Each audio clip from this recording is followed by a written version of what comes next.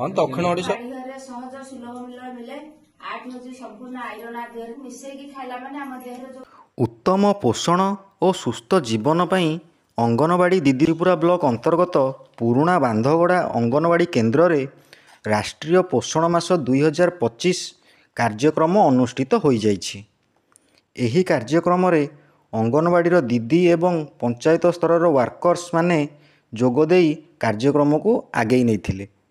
ଏହି କାର୍ଯ୍ୟକ୍ରମରେ କିପରି ସାଧାରଣ ମଣିଷଟି ବଞ୍ଚିବାକୁ ହେଲେ 6 ଗୋଟି ଖାଦ୍ୟସାର ଦରକାର ପଡ଼ିଥାଏ ସେହି ବିଷୟରେ ବୁଝାଇଥିଲେ। ଆମର ଏଇ ରାଷ୍ଟ୍ରୀୟ ଯୋଉ ପୋଷଣ ମାସ 2025ର ଉତ୍ତମ ପୋଷଣ ଓ ସ୍ୱସ୍ଥ ଜୀବନ ବିଷୟରେ ଆମେ ଏଇ ପଞ୍ଚାୟତ ସ୍ତରରେ ସବୁ ୱାର୍କର ମାନେ ଆଜି ଯୋଉ ଯୋଗାଯୋଗ କରିଥିଲୁ।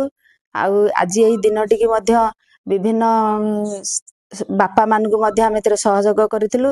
ଆଉ ଆମର ସାଧାରଣ ଉପରେ ମଣିଷଟେ ବଞ୍ଚିବାକୁ ହେଲେ ଆମର 6ଟି ଖାଦ୍ୟ ସାର ଦରକାର, ଯୋଉଟା କି ଶ୍ୱେତ ସାର, ପୁଷ୍ଟି ସାର, ସ୍ନେହ ସାର, ଆଉ ଧାତୁ ସାର, ଧାତବ ଲବଣ, ଜଳ, ଏସବୁ ଜିନିଷ ଉପରେ ଆମେ ଆଧାରିତ କରି ସବୁ ଜିନିଷକୁ ଆମେ ଏଠି ଏକାଠି କରି ଆଉ ସେ ବାପା ମାନଙ୍କୁ ମା ମାନଙ୍କୁ ସମସ୍ତଙ୍କୁ ବୁଝେଇଲୁ।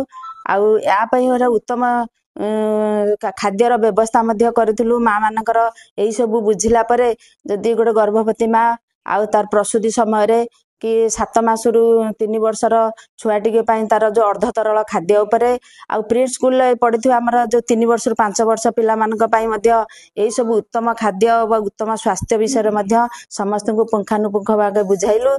ଆଉ ଆମର ଏଇ ପୋଷଣ ମାସଟିକି ମଧ୍ୟ ଏଇ ସମସ୍ତଙ୍କ ସହଯୋଗରେ ଆମେ ଆଜି ପାଳନ କଲୁ। ଯେଉଁଟାକି ଶ୍ୱେତସାର, ପୁଷ୍ଟିସାର, ସ୍ନେହସାର, ଧାତୁସାର, ଧାତବ ଲବଣ ଏବଂ ଜଳ।